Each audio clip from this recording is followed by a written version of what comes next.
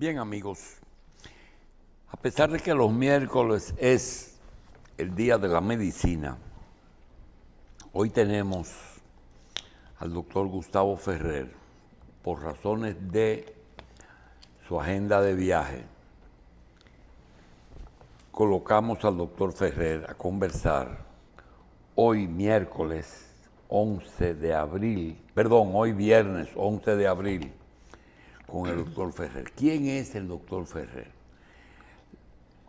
Lo conocemos desde hace años porque el doctor Ferrer nos ha estado visitando desde a los últimos 10 años,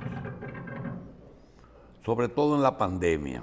Él es un médico nacido en Cuba, de la Nueva Trova, pero salió temprano. Fue a Estados Unidos, se especializó en neumología y como intensivista. Paralelamente se dedicó a la investigación y logró desarrollar una serie de fórmulas farmacéuticas que nos han dado muchísimas soluciones a problemas. Y una de ellas ha sido el uso del agua de sal. Pero no es tan simple, porque es algo más que eso. Nos aprovechamos de esa fórmula durante la pandemia con aquellos famosos spray nasales que tuvimos en la pandemia, los X-Clear. De todas formas, nosotros vamos a darle paso al doctor y vamos a hablar primero de lo que me corrija, lo de productos farmacéuticos, terapéuticos basados en agua de sal. No sé si agua de mar o la otra. Y después en los famosos spray nasales, que por cierto, recientemente en una visita a un odontólogo nos indicó lo mismo, pero por boca. Es decir, que parece que él nos puede decir algo más. Le damos la bienvenida a nuestro querido amigo, el doctor Gustavo Ferrer, que nos actualice en los tratamientos intranasales, sus dosis de cloronazal, y hasta un premio obtuvo en el 2024. Cómo manejar esas emergencias, además en el problema que tenemos ahora. Pero vamos primero con la sal como terapéutica. Adelante. Doctor, gracias por estar con nosotros de nuevo. Muchas gracias. Muy amable. Gracias. Es un placer. Bueno, a lo largo de los últimos años hemos hecho una serie de investigaciones y es un patrón de productos, ¿no? Inicialmente trabajamos fuertemente, como dices, la solución salina combinada con xilitol, que el xilitol es un producto natural, es un azúcar natural que no sube el azúcar, es un glucurante, pero que tiene unas propiedades terapéuticas excesivamente importantes. El xilitol se usa muchísimo en la industria de la pasta de diente, de la industria de los enjuagues bucales, para eliminar la adherencia a las bacterias que crean las cavidades en los dientes. Y es ese problema el que hace más de 25 años la compañía X-Clear fue capaz de darse cuenta que los niños que usaban soluciones salinas, enjuagues de solución salina con xilitol en enjuagues bucales, no padecían tanto de otitis media. y ellos pusieron una formulación que patentaron para usarlo intranasal, y ese objetivo logró que lograran reducir importantemente las infecciones de otitis media, o sea, la infección del oído en niños. Eso lanzó lo que es la compañía hoy en día. Nosotros empezamos a trabajar con ellos hace más de 15 años ya, en un proceso cuando yo estaba escribiendo un libro. Nos dimos cuenta que habían otras propiedades que podían tener un gran valor para el xilitol. Fue un momento en el que ya sabíamos que las enfermedades de la nariz, las alergias, iban subiendo a una velocidad enorme. A finales del 2000, el porcentaje de pacientes con alergia estaba alrededor del 15 al 18%. Ya para el 2010 era el 30% de la población mundial. Hoy en día es casi 40 y tanto después de la pandemia. Y se acelera con el polvo del Sahara, los ciclos que vienen ambientales. Y en los últimos 10 años nos hemos dedicado a trabajar fuertemente las terapias intranasales. Y en el momento más alto del clornasal, ¿con qué padecimiento se usó más? El clornasal con lo que más se ha usado ha sido con las enfermedades virales agudas, especialmente enfermedades virales, los virus, enfermedades virales de gripes agudas. No, pero en el momento en que más la usamos, ¿cuándo fue? Durante el COVID. Durante el COVID. Durante la pandemia. ¿Y qué tenía el COVID que le hacía tan buen efecto el clornasal? El clornasal tiene, además de una conjugación de xilitol y tiene parte de solución salina, tiene una porción que es la clorfenidramina. Nosotros hicimos lo que se llama nanopartículas de clorfenidramina, patentamos una formulación y patentamos también el dispositivo que no genera una gran presión dentro de la cavidad nasal. Y empezamos a estudiarlo justamente durante la pandemia como tratamiento sintomático. Los antihistamínicos siempre han sido utilizados en fases agudas de las enfermedades virales, y empezamos a hacer investigaciones en este proceso. A lo largo de los últimos 4 años hemos estudiado bien controlado más de 2.500 pacientes. Todo esto ha sido publicado en revistas médicas prestigiosas. Hicimos un estudio que sonó mucho el año pasado, seguimos a los pacientes que estaban desarrollando COVID largo, estos síntomas de cansancio, etcétera, después del COVID, y reduce enormemente el síndrome del COVID largo a más del 97%. Y en este momento estamos presentando justamente esa data a la FDA, donde vemos que hay un valor un poquito más agregado, ¿no? Hoy en día el COVID es mucho más que es un catarro común, ¿no? Ya no es las variantes que estamos viendo, no es aquella de aquel momento. El principio básico de estos medicamentos que usted representa y de los cuales usted nos ha hablado de tan buenos resultados es evitar que el virus permanezca o su inmediata eliminación tan pronto llega al organismo a través de las fosas nasales. Excelente pregunta. El COVID, el influenza y el otro más común, sobre todo en los niños, el sincitial respiratorio, todos tienen receptores, o sea, donde ellos se acoplan es generalmente en las fosas nasales. Y al acoplarse desencadenan este fenómeno inflamatorio que es el que genera todos los síntomas.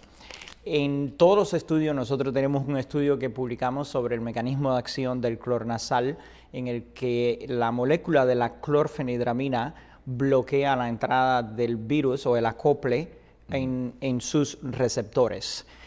Pero al mismo tiempo, los antihistamínicos de primera generación tienen efecto antiinflamatorio, y ese efecto antiinflamatorio bloquea de alguna manera el que se desencadene esta fase de reacción de los síntomas, y ahí su conexión con el COVID largo.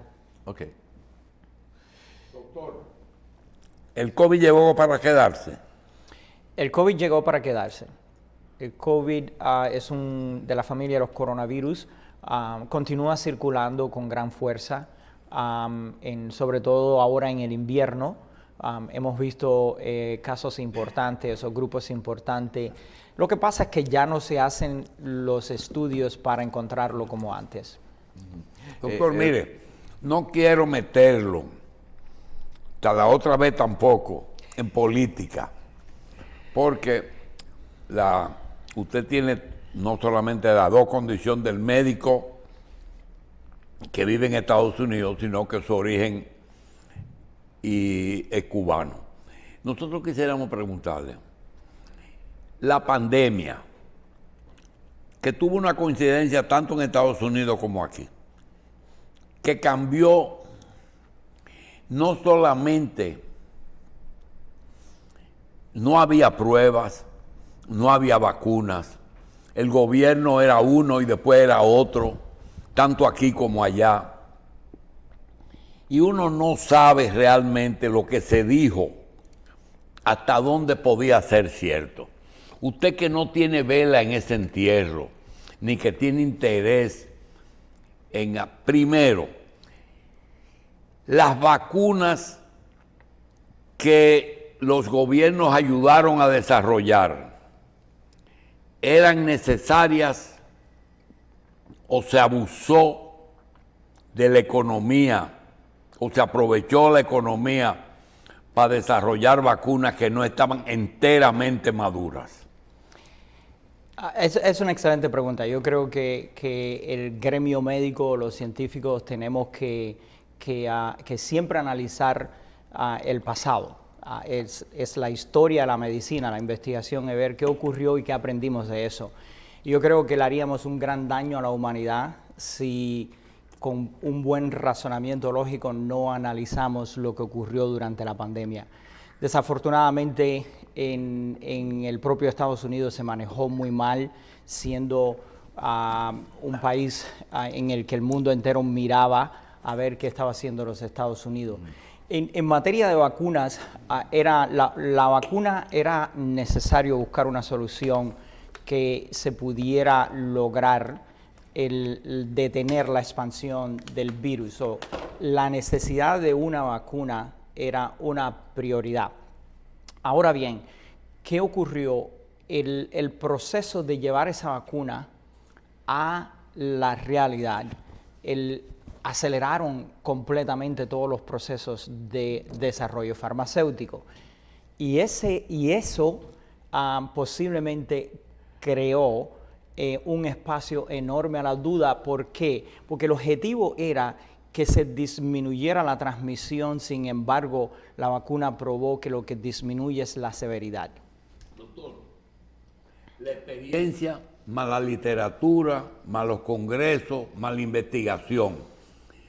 Nosotros nos sentimos contentos cuando vimos que Gustavo Ferrer venía. Yo, caramba, él tiene suficiente información para aclarar en la medida que pueda una interrogante que nosotros no hemos podido descifrar. Primero, las personas mayores y el público en general que fue afectado por el COVID, o personas que fueron vacunadas, que posteriormente se desarrollaron otro tipo de patología, no solamente respiratoria, sino que vimos cómo el sistema de coagulación se afectó tanto o más que el propio respiratorio. Háblenos de las verdades y de los mitos que se le acreditan a mucha gente que se enferma ahora y dice, eso es que te tuvo COVID, eso es que te se vacunó. Realmente, ¿cuál es el punto medio y real? Porque puede ser así, las defensas de esas personas bajaron, pero realmente desconocemos eso. Adelante. Definitivamente, en todas las vacunas, eso nos pasa con la vacuna de la influenza. Hay poblaciones que tienen reacciones serias, ¿no? Tienen reacciones adversas serias. Las reacciones pueden ir a inflamación de los nervios, como el síndrome que conocemos como Guillain-Barré, que se le inflaman los nervios a los pacientes. Eso se ha descrito muy bien con la vacuna de la influenza. En el caso del COVID, sí hubieron muchísimos casos de exageración de la coagulación y personas que desarrollaron reacciones adversas serias, en algunas ocasiones costándole la vida, con procesos de hipercoagulación, o sea, de la coagulación exagerada. Ahora bien, una cosa interesante que tiene este proceso de la vacuna del COVID es que la respuesta inmunológica tiende a desaparecer. O sea, se levanta una respuesta inmunológica y luego la respuesta inmunológica comienza a bajar gradualmente, y por eso era necesario que durante el periodo en el que hubieran bastantes virus circulando se pusiera una segunda dosis, lo que llamaban el booster, para aumentar una vez más la respuesta inmunológica. ¿Qué pasa? Que una vez que una persona se pone la vacuna, uno espera que las reacciones adversas van a estar en este pico alto de respuesta inmunológica. Una vez que ya la vacuna el impacto ha ido desapareciendo, hacer una verdadera asociación entre lo que se siente la gente o los síntomas que han desarrollado la gente un año o 2 años después, hacer esa asociación es extremadamente difícil. Han habido publicaciones científicas en lugares prestigiosos donde han hablado que de alguna manera hay un sector de la población, o sea, personas que sí pueden desarrollar cambios a largo plazo, pero eso se puede ver en otro tipo de proceso. Lo interesante aquí es que esto es una vacuna, a diferencia del resto de las vacunas, es una vacuna que vino por una transformación genética. Y ya con 4 años de vacuna, ¿qué te dice la estadística? La estadística enseña que sí hay un incremento importante de enfermedades inflamatorias, sí. Que hay un incremento importante de pacientes con algunos tipos de malignidad, que el número después de la pandemia ha sido mucho más alto que lo que era antes. La asociación pudiera estar o pudiera haber algún tipo de vinculación, pero claramente el acople, encontrar la conexión científica ha sido bien limitada. Precisamente, ya se ha vuelto una regla preguntarle a los pacientes si tuvo COVID o si se ha vacunado ya, como una parte fundamental de establecer un cuadro médico o de posibles complicaciones que se le pudiera presentar, o como explicación a las razones por las cuales van a la consulta. Definitivamente, pues hoy en día el COVID continúa circulando y va a seguir haciendo sus picos de infección. Y esperemos que biológicamente no nos enfrentemos a uno altamente virulento que produzca muchísima enfermedad como como lo que ocurrió durante la pandemia. Sin embargo, sí sabemos que todos los virus pueden tener picos que pueden ser altamente virulentos. Pero ¿qué pasa con el COVID? Que aun cuando las personas se infecten y no tengan síntomas de la gripe aguda, pueden desarrollar el COVID largo.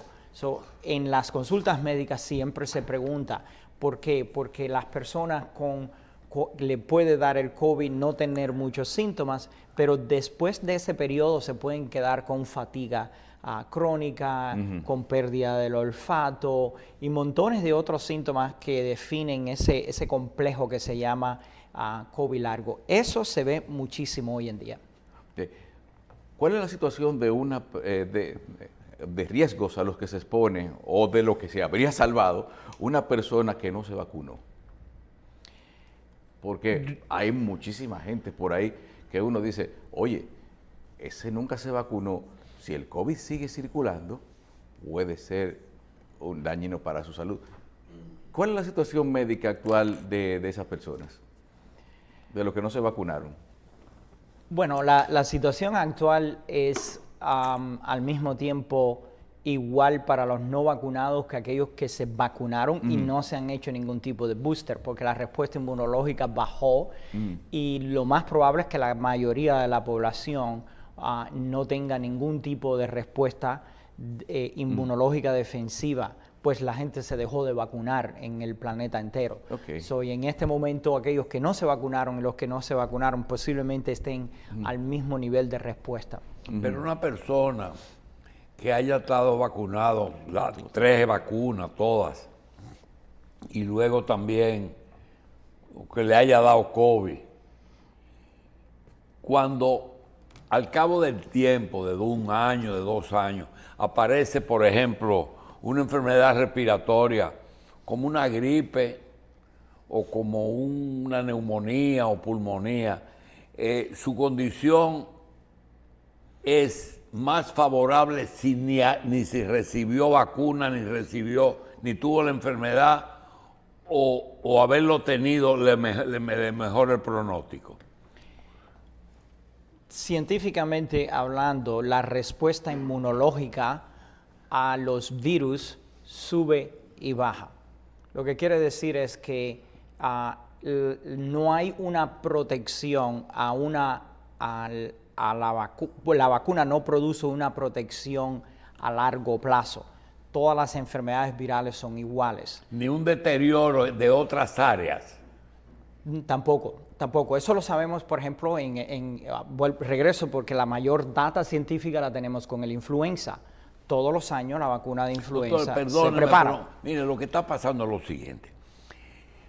Usted lee las redes y le dicen a la gente mayores que no se caigan, que no tengan caída porque son fatales. Después te dice a ti, los que no se vacunaron le fue mejor. Y ahora se dice que además de no caerte y no vacunarte, trata de no tener enfermedades respiratorias porque son la primera causa de muerte de los viejos. Es por eso la pregunta. Mira, la realidad... Le estoy hablando porque usted es neumólogo. Efectivamente, sí. La realidad es que vamos a seguir exponiéndonos a ciclos de estas enfermedades virales.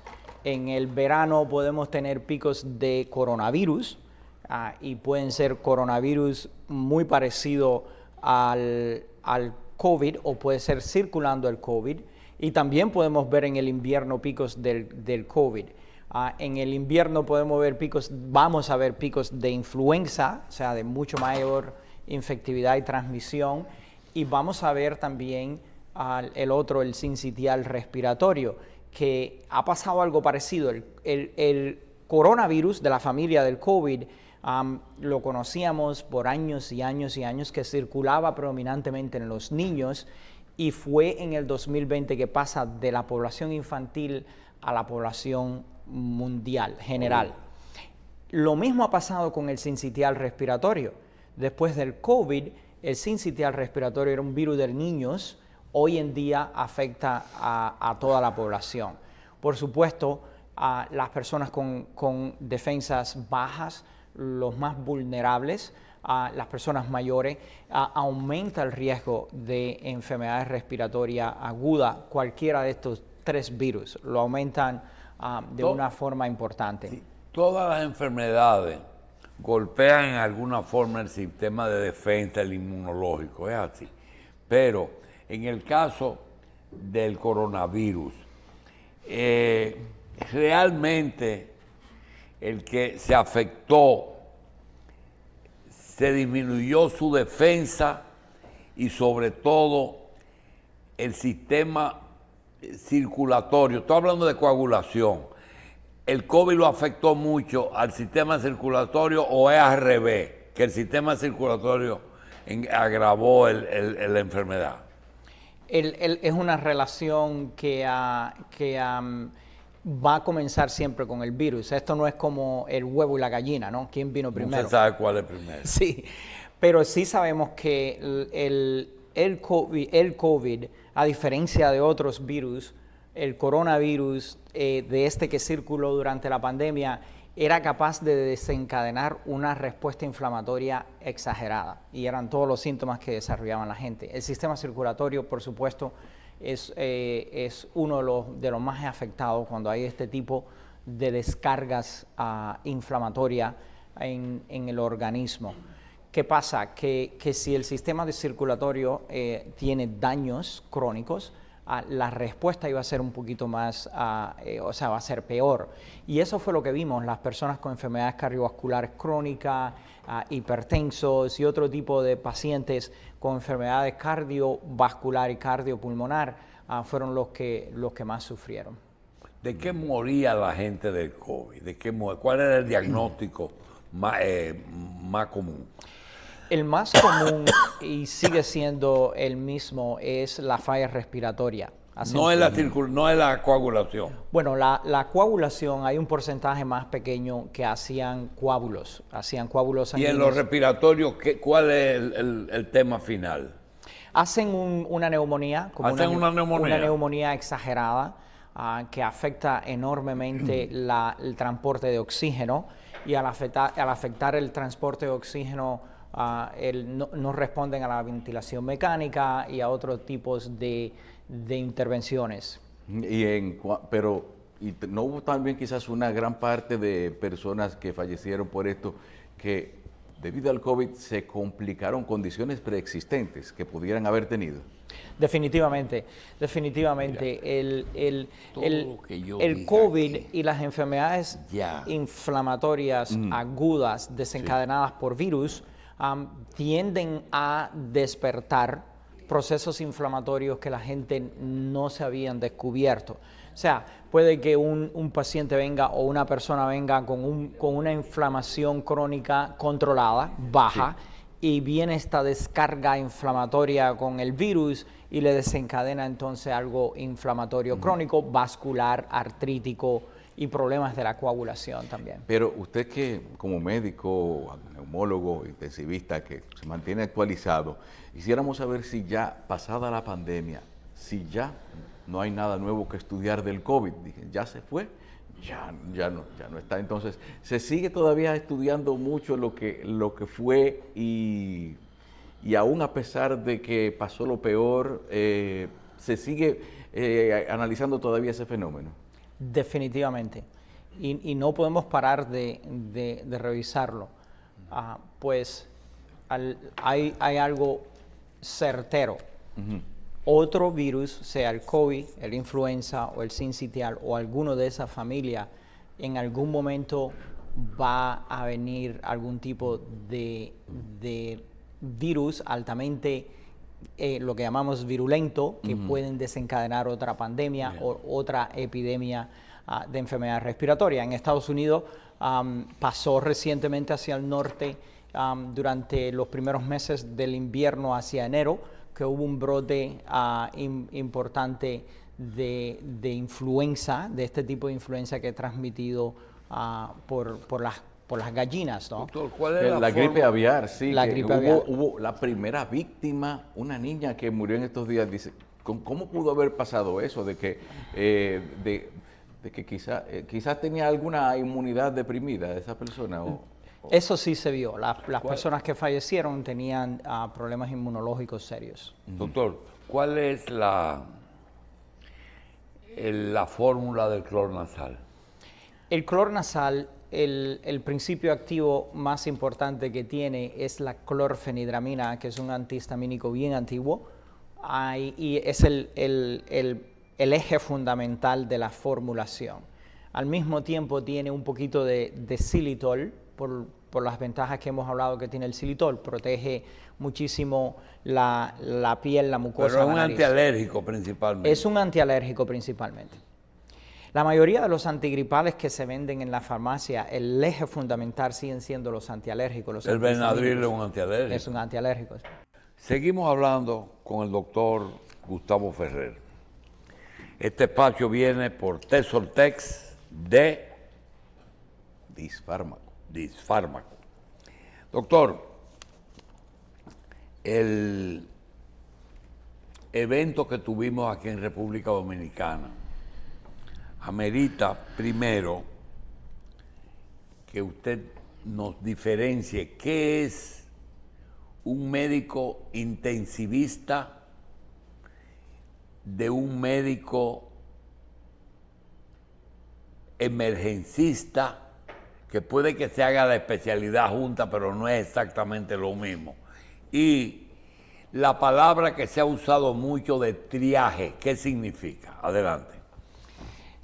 El intensivista y el emergencista comparten muchísima parte de su entrenamiento. Dicho sea de paso, los que se entrenan en cuidados intensivos hacen rotaciones, o sea, ellos están tiempo de su entrenamiento en las emergencias, y los emergencistas hacen también tiempo de rotaciones en el cuidado intensivo. En esencia, el emergencista es el responsable de atender el paciente con cualquier fenómeno agudo serio, y su trabajo es llevarlo a controlarlo, no necesariamente llevar a hacer el diagnóstico de lo que tiene el paciente, pero llevar a controlarlo. Si tiene la presión baja, subirle la presión; si está con falta de aire, facilitarle el oxígeno, y al mismo tiempo empezar a buscar alguna forma de encontrar cuál es la razón. Pero un paso previo, doctor. Cuando una ambulancia de una unidad de emergencia busca a un paciente, o en su casa o en un accidente, ese médico, que lo que es un médico, ¿qué? Es un transportista y el que decide a dónde llevarlo, a quién llamar, esa primera etapa, porque ya sabemos que el intensivista tiene que estabilizar ese paciente. El emergencista, cuando llega emergencia, llega o él está, pues tiene que actuar y casi tiene que saber de todo, ¿verdad? Así mismo. En lo que llega el que tiene que llegar. Pero ese que lleva al paciente, que lo transporta, es el que hace el triaje. Ese triaje está conectado directamente con las salas de emergencia. En Estados Unidos, los que están en las ambulancias son técnicos, no son enfermeros, pero son técnicos de emergencia que conocen muy bien eso están preparados para eso. Cómo hacer el tipo de rescate, y dependiendo de dónde estén, a la emergencia que se va a llevar el paciente, ya desde ese momento se inicia la comunicación y los médicos de las emergencias empiezan a guiar a esos técnicos en la ambulancia para tratar de llegar a algún tipo de diagnóstico. Más o menos tienen la misma preparación de una unidad de rescate de la Cruz Roja, de los bomberos o de las Fuerzas Armadas. Más o menos tienen la misma, más o menos el mismo entrenamiento. En Estados Unidos es el mismo entrenamiento. Ellos por eso pertenecen a las unidades de bomberos. Las ambulancias estatales están en las unidades de bomberos, donde se hacen el mayor rescate. Pero hay países como en Inglaterra que hay sistemas de rescate y de ambulancia que dentro de la ambulancia tienen médicos. ¿Y qué debe haber además de esa persona, ese técnico? ¿Qué debe haber que ese técnico pueda usar dentro de esa ambulancia para que se diga que está bien equipada?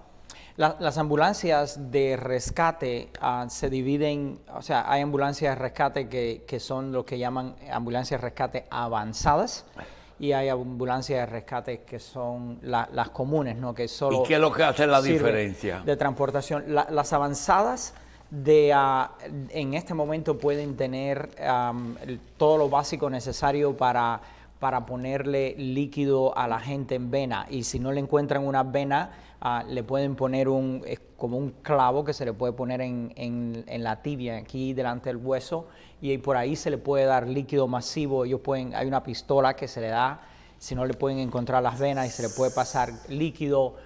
Ellos tienen sistemas para poner vendajes, para poner presión, pero ya hay ambulancias y programas. Ya en el sur de la Florida se han probado ambulancias que tienen somatón, que tienen estas computadoras, los CAT scans, dentro de la ambulancia para responder a la gente que han tenido un infarto cerebral. Y se lo amerita la lesión.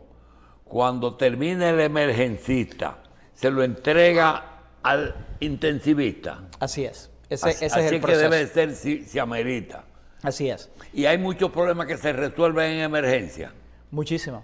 Las emergencias controlan la mayoría de los problemas agudos transitorios. Hay personas que vienen con una infección aguda y solamente dándole el líquido y antibióticos son capaces de mejorar la presión y de cortar Y esas el unidades que proceso. vemos ahora, que a veces hay una cama cardiológica en emergencia, que en vez de mandarlo a cardiología, lo dejan unas horas o quizás hasta un día en una sala de ese tipo. ¿Por qué? Pues porque se pueden controlar. Se puede estabilizar un paciente y se debe estabilizar en emergencia. Efectivamente.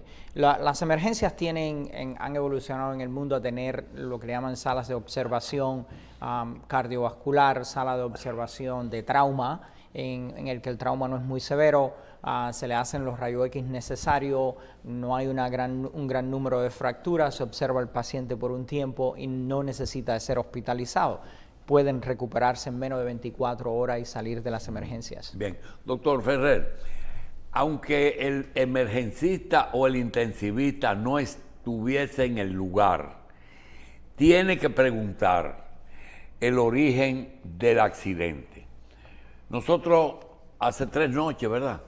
Ya. Sí. En un lugar, en un salón que posiblemente tenía entre 600 y 800 personas sentadas, y que en ese lugar había aire acondicionado, en ese lugar había música de ahora, un lugar que tenía ya más de 20 años trabajando. El techo en un momento cae, se desploma, y aquellas personas que todavía estaban ahí, que eran muchas, porque era una hora que para fiesta es temprano, que es la 1 de la mañana, aparecen que hasta ahora, entre muertos y heridos, posiblemente pasen de los 300. Ya muertos se estableció 221, ¿verdad? Sí. Y heridos hay 100 y pico. Pregunta, el emergencista que recibe a la persona herida debe de saber cómo, si tiene un disparo, de qué le disparó, si fue un cañón o si fue una bala 38. ¿Qué cayó? ¿Cayó un techo de zinc? No. ¿Cayó un techo de concreto? Sí. Pero ¿por qué produjo tanta inamovilidad a los que estaban debajo? Porque ese techo tenía vigas gruesas y tenía, cada vez que había un problema de filtración, en vez de dar un impermeabilizante, le colocaban otra capa de concreto. Y si usted ve la foto, ve de lo que quedó, ve que habían 3 capas, es decir, una viga y 2 capas encima. Eso le pudo haber caído a una persona. Pregunta, a una persona que le cayera eso en el pecho, por ejemplo, le cayó un pedazo del techo en el pecho, pero no perdió el conocimiento. El rescatista nos cuenta que en lo que se hidrataba, en lo que se acomodaba para sacarle la pieza, se le colocó un suero, es decir, se hidrató, y se conversaba con él y se mantenía despierto. La pregunta es, cuando esa persona se descompresiona y se va a llevar, ahí pierde el conocimiento y expulsa una cantidad de líquido de color sanguinolento, no sangre, pero sanguinolento, por la boca y por la nariz. A un intensivista que le hacen ese cuento, ¿en qué piensa? En una descompresión. ¿En? En descompresión. O sea, En un síndrome de descompresión. Sí, la presión en el pecho, el pecho mantiene una presión negativa para mantener los pulmones abiertos. Cuando se comprime fuertemente, Es positiva. efectivamente se cambia esa dinámica de positiva a negativa.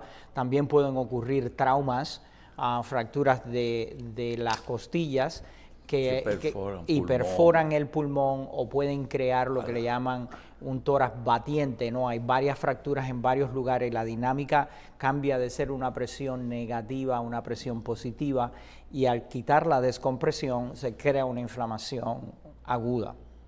¿Puede haber lesión de columna vertebral? Definitivamente, incluso el propio impacto puede crear una transmisión potente de presión. Y puede ser una lesión única que posteriormente produzca una invalidez. Puede ser. Una sección de médula. Sí, puede ser, definitivamente. Dependiendo de dónde de la altura. La presión y la altura, ¿no? Hay muchos casos, no solamente en este, sino en diferentes tipos de trauma en los cuales algunas costillas quebradas pueden afectar los pulmones. Entonces, ese tipo de lesión, ¿cómo se trata? Yo nunca he oído decir que cosen un pulmón. No sé si se hace o si es algo. ¿Cómo se trata de un trauma que incluya la lesión del sistema respiratorio por los mismos órganos internos?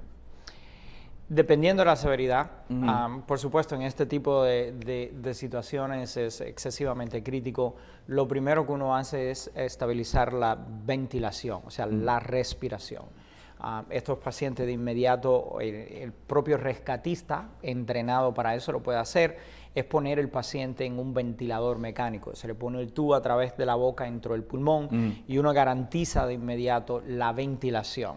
Okay. Lo segundo es revisar rápido, incluso no se necesita rayo X, estar seguro de que alguna de esas fracturas no hayan creado un hueco en el pulmón que genere lo que llamamos un neumotórax, porque entra aire en una presión negativa y eso puede ser fatal de inmediato, eso ocurre de inmediato. Y eso se puede resolver, muchos rescatistas han sido entrenados para hacer eso, o los emergencistas lo hacen todos los días, que ponen como una aguja entre las costillas, saca ese aire y eso nos ayuda a estabilizar. Y se pueden poner tubos de drenaje y después se hacen todas las investigaciones necesarias para ver cuánta fractura hubo, cuánto daño hubo al pulmón y definitivamente en ocasiones sí tienen que entrar los cirujanos torácicos y pueden coser el pulmón, huecos que puedan quedar del trauma se pueden reparar. Sí, y bien, en casos, doctor, por ejemplo, también de polvo o humo, por alguna persona puede tal vez haber quedado lesionado de alguna extremidad y poder haber quedado afectado su sistema respiratorio por el ambiente que quedó dentro del lugar, o como puede haber pasado ahí, o puede haber pasado tal vez en un incendio. ¿Cómo es el tratamiento correcto de ese tipo de inhalación, vamos a decir? Eso es una excelente pregunta. No hay ningún tipo de desastre de este tipo donde no haya algún tipo de impacto creado por el polvo, creado por los gases que se combustionan, que pueden estar circulando justamente en toda la estructura. Incluso este tipo de desastres pueden desencadenar fuegos y toda la combustión de esos químicos pueden generar inflamación en el pulmón aguda y a largo plazo, que no la vamos a ver hoy, la vamos a ver meses y posiblemente años después. Doctor, aunque el intensivista y el emergencista tienen que tener básicamente los mismos conocimientos, en lo económico cambia mucho la atención, pero en nuestros países y en países más desarrollados todavía cambia más. Hay un problema que no tiene discusión. Una persona de emergencia no se discute ni se averigua su condición económica. Hay que ofrecerle los primeros auxilios hasta donde se estabilice ese paciente. Ahí no se puede estar pidiendo seguro, ni depósitos de pago, ni nada de eso. En República Dominicana la situación es compleja porque lo que era el seguro social se convirtió en la seguridad social y parte de la seguridad social se convirtió en privada y otra en estatal y otra en seguridad social, en las tres cosas. La pregunta es por lo siguiente. Por ejemplo, desde que el paciente, el técnico de ambulancia lo pone en la ambulancia, ya tiene que saber a dónde lo lleva.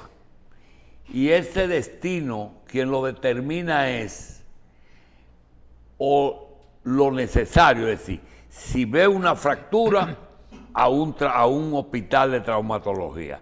Pero puede ser que si es un problema de corazón, él tenga la opción de llevarlo a 2 o 3 sitios. Entonces ahí ya hay algún problemita aquí. El otro problema es cuando llega. Cuando llega, la clínica dice, este paciente va para intensivo. Desde que entra, va para intensivo. Un intensivo aquí en República Dominicana cuesta más de 100,000 pesos diarios. Inmediatamente le exigen cómo pagar. O hace un depósito, o muestra el seguro, o lo estabilizan mínimamente y lo mandan a un hospital del Estado. ¿Cómo es en un país más desarrollado que nosotros? En los países desarrollados, y yo creo que esa debe ser la fórmula, ¿no? Lo que usted hablaba hace un rato, el triaje, es un servicio que debe ser, es un servicio social, es un sistema que en los Estados Unidos está vinculado con la policía. Es ese triaje de hay un desastre o hay un tiroteo, tienen que ir los dos, tiene que ir el rescate, tiene que ir la policía. Pero ese sistema es una comunicación que garantiza dirigir las ambulancias y los sistemas de rescate a los hospitales que van a ser capaces de atender a esos pacientes dependiendo del problema que hayan tenido. Eso es lo que es triaje, es determinar a dónde van a llevar ese paciente para que reciba el mejor servicio médico. Eso es un servicio social, es un servicio comunitario que lo ofrece los gobiernos y que eso garantiza que las emergencias no se llenen de pacientes que no pueden ser atendidos en este hospital y que deben de ser atendidos en el otro, ¿no? Ese es el verdadero triaje, porque eso puede colapsar un sistema de salud, puede colapsar los servicios de un hospital. Y en el tiempo, el rescate es algo que depende de una velocidad enorme, o sea, rescatar y llevar a los servicios médicos adecuados donde se le pueda resolver e intervenir temprano es una necesidad. Por ejemplo, en Estados Unidos hay un sistema que evalúa a los hospitales que si a un paciente le da un dolor de pecho, usted hablaba de la enfermedad de los lugares vasculares, si le da un dolor de pecho y el técnico empieza a sospechar que puede ser un ataque al corazón, el sistema de triaje lo apunta que lo lleve al hospital X y el tiempo en que el rescatista llegó al tiempo en el que le pasaron en el hospital el catéter por la vena y abrieron el corazón, o sea, la vena dentro del corazón, debe de ser menos de 90 minutos. O sea, ese tiempo los hospitales hoy en día lo evalúan con ese tipo de rigurosidad, porque en 90 minutos, desde el momento que lo rescatan al momento en que llega la emergencia... Eso es 1 hora y media, doctor. 1 hora y media. Lo llevan al salón de operaciones, el cardiólogo intervencionista viene y pasa el catéter y abre el vaso sanguíneo, tiene que ser 90 minutos, porque los 90 minutos marcan a partir de ahí un incremento enorme en la posibilidad de morir. Doctor Ferrer, nos trató primero sus investigaciones con respecto a los sprays nasales y luego hablamos como con el emergencista, con el intensivista. ¿qué se queda? ¿Qué se queda? ¿Qué recomendación usted le hace fuera del coronavirus? ¿Cuáles son las principales enfermedades que pueden entrar por las vías altas y que ese tipo de medicamentos, pues no estamos haciendo una visita médica ni estamos recetando por televisión, pueden tener mejor efecto? ¿En qué tipo de enfermedades? Esto es porque muchos estudiantes de medicina y médicos ven el programa. Justamente en este momento empiezan las alergias. El tratamiento intranasal es la recomendación número 1 para las enfermedades alérgicas. Y las enfermedades desencadenadas no solamente por polen, también las enfermedades alérgicas desencadenadas por el polvo de Sahara, que va a estar circulando muy pronto acá en Dominicana. Ay, y que en los que últimos pronto años está volviendo. Caramba. Sí, porque a veces aquí no tenemos la costumbre de la alerta de polen. Bueno, ahora con la del polvo del Sahara, más por la temperatura, pero ¿hace tanto daño el polvo como la temperatura para el sistema respiratorio? El polvo de Sahara se ha convertido en un alergeno importantísimo. Ajá. Pues no solamente carga, o sea, cuando se analiza ese polvo, tiene una cantidad enorme, no solamente de la arenilla, pero sino también ácaros y una cantidad enorme de tóxicos que irritan el pulmón fuertemente. Antes, con lo de habló de alergenos, y también es bueno aprovechar la presencia suya de esos enemigos del sistema respiratorio que los tenemos en la casa y que quizás no nos damos cuenta. Entonces, colchones, cortinas, alfombras, van a consulta muchas personas que quizás los problemas que tienen son precisamente dentro de su casa. Enorme cantidad. Es una colección de colectadores de polvo, ¿no? Todo este tipo de cosas que generan enormemente una reacción alergénica importante. Los sprays, como usted me preguntaba, este es el momento de usarlo. Los sprays intranasales, los lavados comunes con solución salina y xilitol son espectaculares para limpiar todo este polvo. Y ya cuando los síntomas son más permanentes, el clornasal se convierte en una necesidad. El tiempo se acaba. Yo quiero pedirle al doctor dos cosas. Primero, la presencia del doctor se debe al amigo común que teníamos, al doctor William Hanna. Él fue amigo y médico de él. Por otra parte, quisiéramos decir, doctor, que a nosotros nos sorprendió la actuación eficiente de los servicios de rescate en este país. En todas las áreas, bomberos, el ejército tiene una unidad de rescate y cada uno sabía lo que tenía que hacer.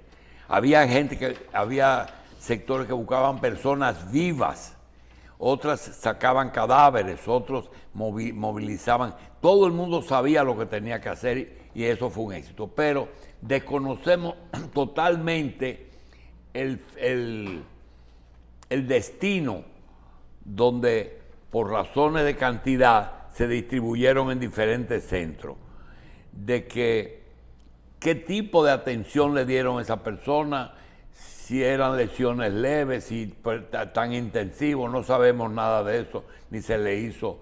Pero vimos algo que no sé qué valor tiene desde el punto de vista de informe final del evento, de que muchas personas estaban en patología forense esperando sus cadáveres. A una persona que muere y que no está bajo sospecha judicial ni de crimen, sino en un accidente, se desplomó un techo. ¿Qué cosas se estudian en patología forense a un muerto de ese tipo? Hay que buscar la causa de la muerte. Hay que buscarla. Hay que buscar qué es decir, tipo de que no trauma. es lo mismo lo que hablamos, un problema de tórax que una lesión cerebral. Efectivamente. Y hay que salir con ese diagnóstico. Efectivamente, porque eso forma parte de la investigación total. Eso forma parte de cómo el mismo ¿Tiene proceso de alguna la caída del ¿Tú techo tienes alguna generó todo eso. Bien, doctor Ferrer, gracias por estar con nosotros. Ojalá no tenga que irse muy pronto, porque siempre se nos va. Doctor Gustavo Ferrer, neumólogo intensivista. Gracias por estar con nosotros. Muchas gracias.